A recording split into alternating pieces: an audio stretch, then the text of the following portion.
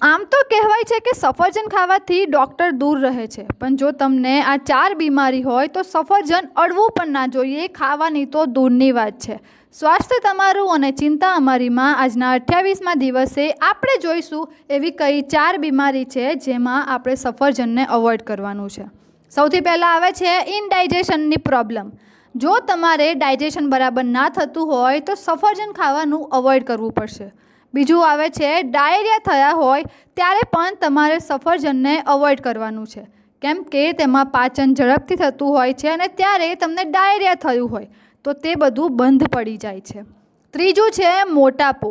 જો તમારું વજન વધતું હોય કે પછી તમે ડાયટ પર હોય ત્યારે તમારે સફરજન ખાવાની માત્રા ઘણી ઘટાડવી પડે, કેમ કે તેની અંદર સારા પ્રમાણમાં કેલેરી હોય છે જે વજનને વધારી શકે છે.